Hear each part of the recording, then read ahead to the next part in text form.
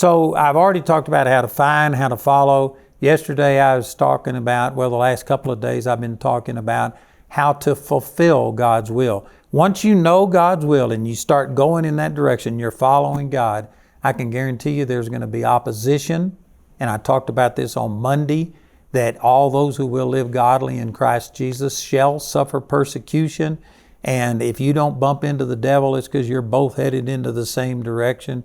When you start following God, it's like swimming upstream. There's going to be resistance, and you are going to have to be able to learn how to endure and go beyond persecution, rejection, criticism, and things like that. I talked about that. And then I started talking about out of Isaiah chapter 1, verse 19. It says, if you be willing and obedient, you shall eat the good of the land. And so I was stressing that obedience is a huge, huge part of you not only starting, but fulfilling what God calls you to do.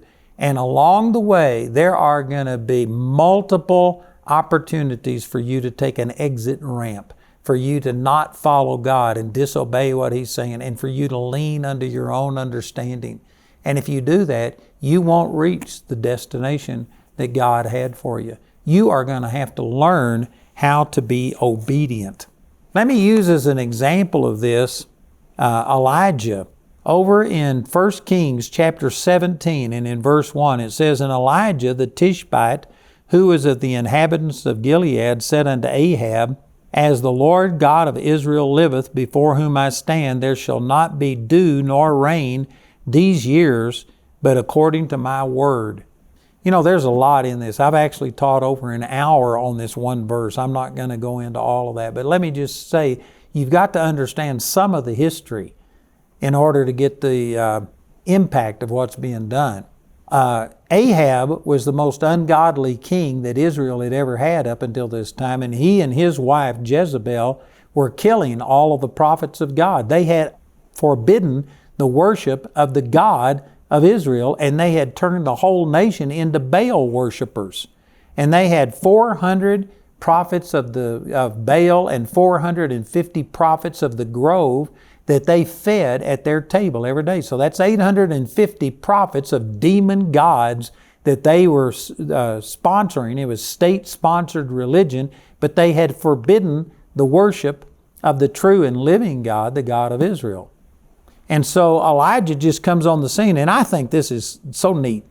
Because remember that they had forbidden the worship of the true God. Everybody had to worship Baal.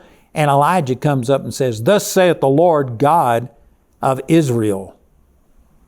I think that's awesome. I think that's awesome because Ahab and Jezebel had rejected this, but that didn't change the fact that Israel was founded by God. It was a nation who at one time was the apple of God's eye. And even though the leadership had said, you know, it'd be similar to, I remember, I forget which president it was, but one of them came out and said, we aren't a Christian nation. And they tried to rewrite the history. I'll admit this, that the United States certainly hasn't been living as a Christian nation. They have advocated and promoted things that are completely contrary to a true Christian value system. And so I wouldn't argue with you that America is not always living as a Christian nation, but you cannot deny that America was founded as a Christian nation. The Pilgrims came over and dedicated this nation to God, and our forefathers, they were godly people, that they were doing this because of their commitment to God. It was God that caused them to long for freedom and to break the tyranny and oppression. And so it's just like Ahab went in, and when Elijah went in, and when Ahab had forbidden the worship of God, that didn't change what he said. He says, thus saith the Lord God of Israel. He still said that God was the God of Israel.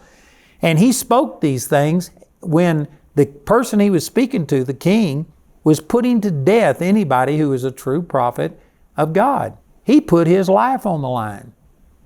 And I've been talking about that you have to be willing and obedient before you eat the good of the land. Before you fulfill God's will in your life, you have to get to where you obey God regardless of what the potential consequences are. And so look at this. When Elijah went to Ahab and said this, He was putting his life on the line, but he obeyed God regardless of what the consequences were. If Elijah had just stayed in his prayer closet and prayed for there to be a drought, and if the drought had come, did you know when it happened, people would have thought it was just natural, and they certainly wouldn't have been seeking for Elijah and seeking for him to end the drought. But as you continue to read on in the 18th chapter, I believe it's around verse 10, Obadiah, one of the servants of Ahab, said, there isn't a nation on the face of the earth that Ahab hasn't sought for you, because he knew why this drought came. Elijah prophesied it. He spoke it.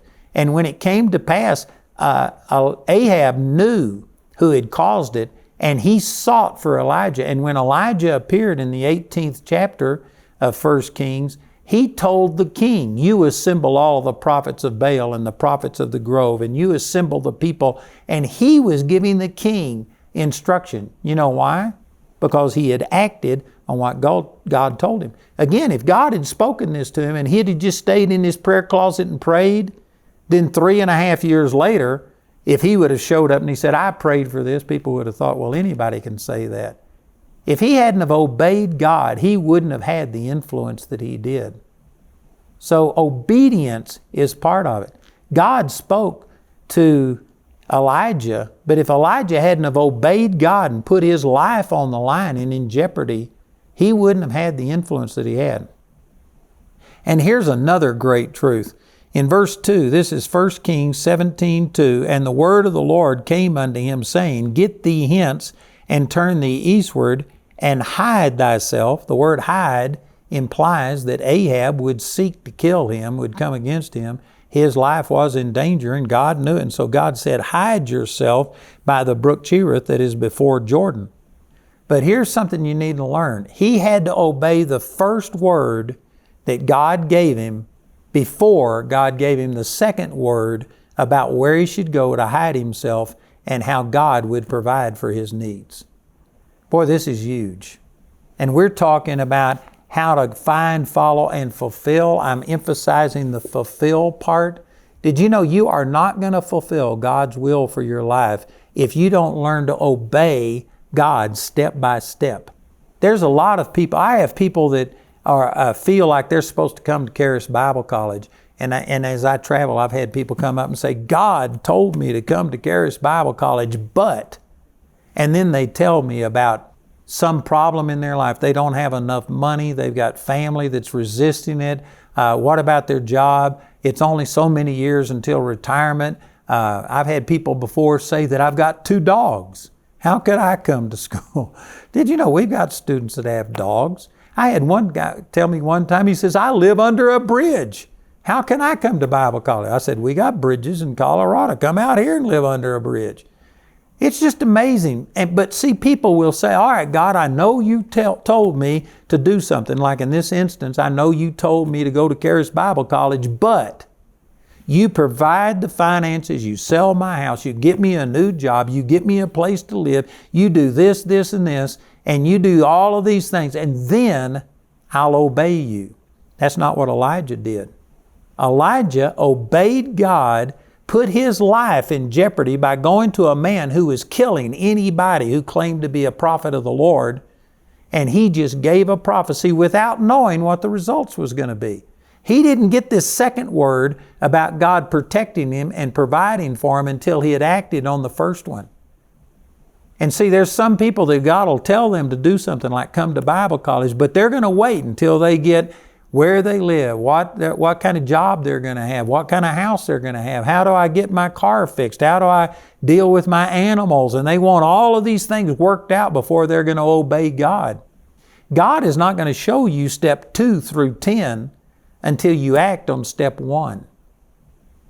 I tell you what, that is a profound truth right there.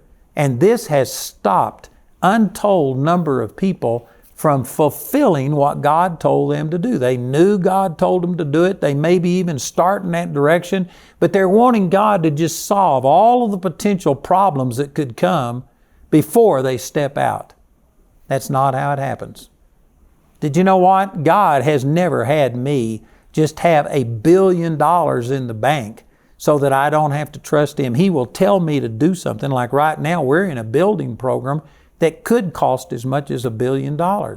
But He's having me just step out, and I've started building. We've now built somewhere around $160 to $170 million worth of buildings and property and things like that. But I didn't have any money when I started, and I would just take a step and God would supply that. And over the last 15 years, we've had $160, $170 million come in, and we've done it. But it hadn't come all at one chunk. It's not like I just pray and God gives me everything so I don't have to trust Him. I have to trust Him every day and just take a step and follow Him. And as I act on that, God brings things to me. That's exactly what happened with Elijah.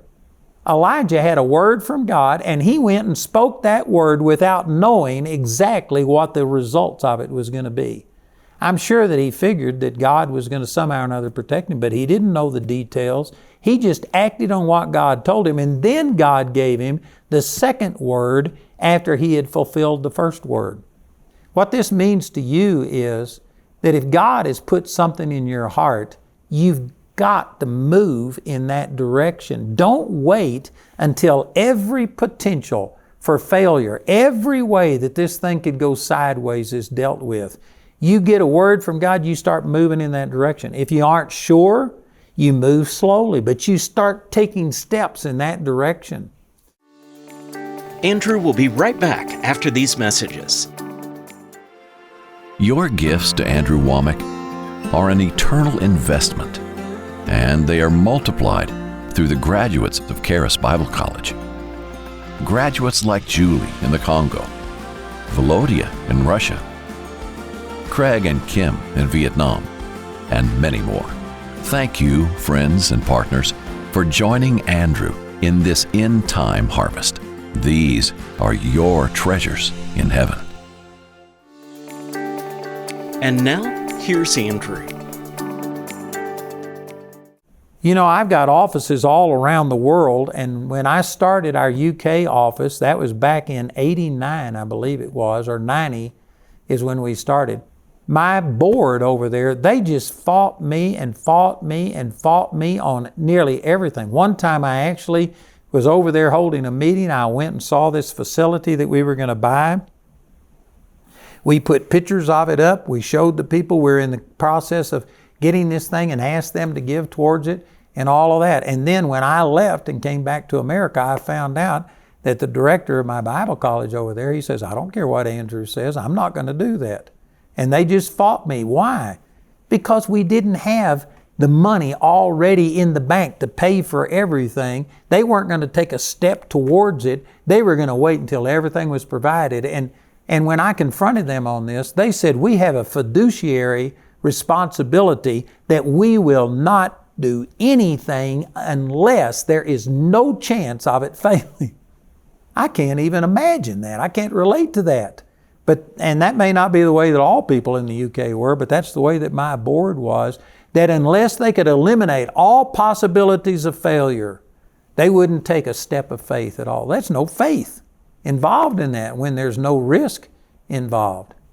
And there's people that it may not be that deliberate or that obvious to you, but there's people watching this program that you feel God has told you to do something, to start a business, or maybe go get a new job, or to step out in faith and do something, and yet you're waiting until all of the potential problems are dealt with, until God supplies you with enough need and everything so that there's no risk, there's no faith involved in it. That's not how it works. God spoke to Elijah, and he went and did the first thing before God showed him the second thing. And look at this, in verse 3 it says, Get thee hence, and turn thee eastward, and hide thyself by the brook Cherith that is before Jordan, and it shall be that thou shalt drink of the brook. And notice this in verse 4, I have commanded the ravens to feed thee there. God had already spoken to these ravens to bring bread and flesh every morning and every evening. He had already, it says, I have commanded. So he wasn't saying, well, you go there and then I will command the ravens. No, he had already spoken to the ravens. And the ravens could fly faster than Elijah could walk or run. One of the ways that Elijah knew where to go on this brook Cherith, I don't know how long it was, but it could have been 5 miles, 10 miles long. How did he know he was in the right spot?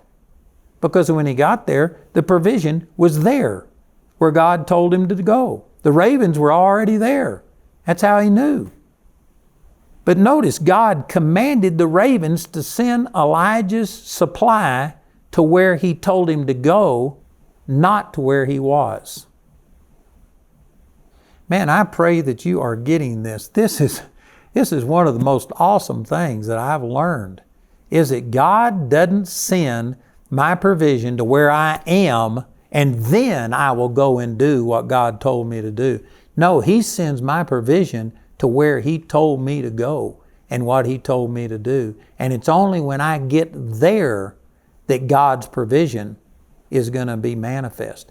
Did you know if Elijah, for whatever reason, had not obeyed what God told him to do, and if he would have stayed where he was, God said He had already spoken to the ravens, so the ravens were already on their way. The provision was already on the way.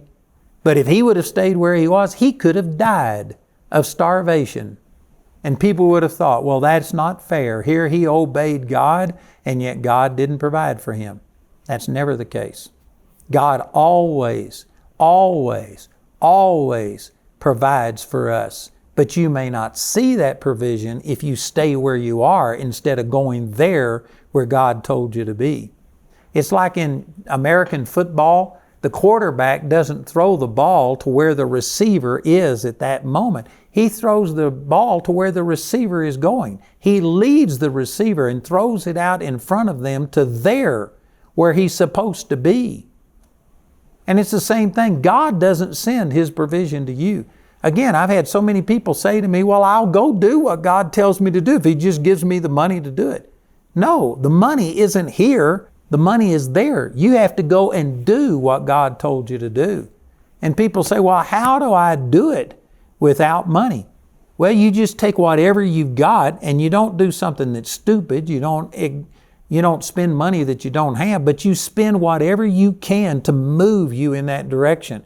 And if you are in a really bad spot, you may not be able to take anything but little baby steps. But as you start moving there, you will see God's provision come. God sent the ravens to feed thee there. The problem with most people is they aren't all there. They're too much here. You know, when you come into our facility based on these exact things right here, when you come into our facility in Woodland Park, Colorado, there's a big sign there, 4x8 sign that says, "Welcome to your place called there." And that is specifically what God spoke to me. I bought this property in Woodland Park and we did not have the money to do it. We had $1 million and it was $4 million for the first segment of property that we bought. And so I had to go in debt in the beginning, but I took a step in that direction. And within just a year or so, we paid off that entire balance. And then I started building buildings and I didn't have any money to do it. And I didn't go into debt for those buildings. I decided to do it debt-free. And I just started spending what money I had. And sometimes we would have to stop construction because I ran out of money. But I was moving in that direction.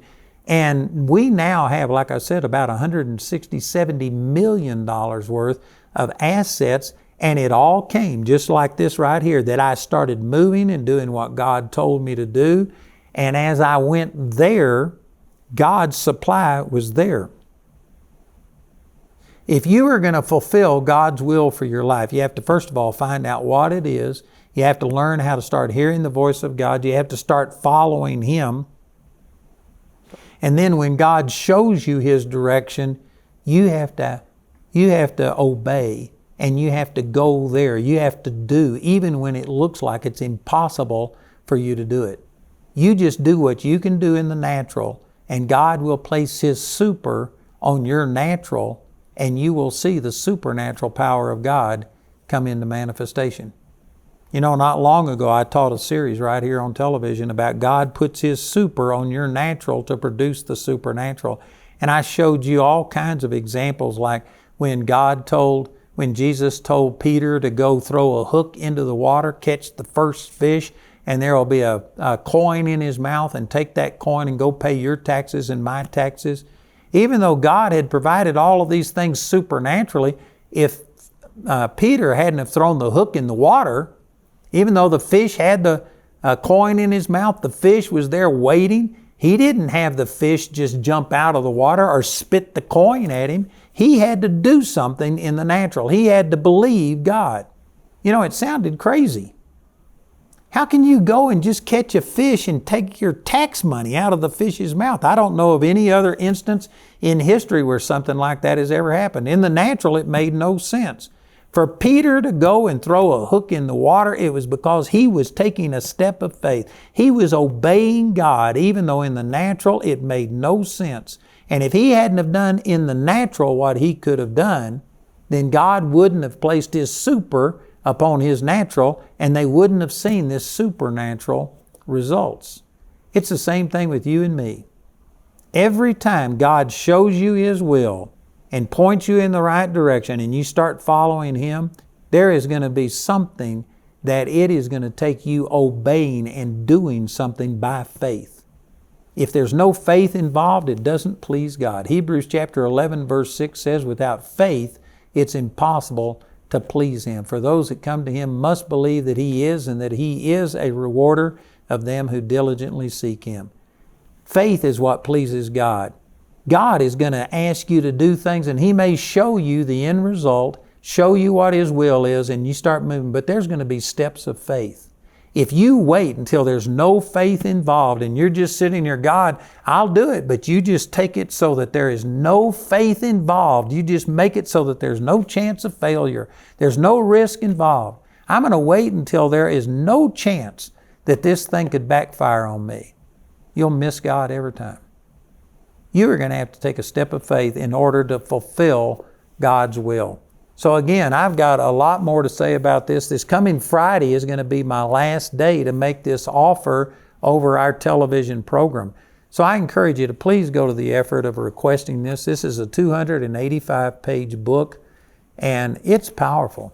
This would really, really help you. We have a suggested donation, but I'll send this to you if you'll just do what you can. I want you to have this, so do what you can. It costs us a lot of money. We will put out tens of thousands of these books. And so I ask you to do what you can, but if you couldn't or would not do anything, I'll send you this little 50-page summary of this teaching, free and postpaid. No strings attached. And then we have CDs, DVDs, a USB, and also study guides, and a lot of material on this. So listen to our announcer, and then please respond and receive these materials today.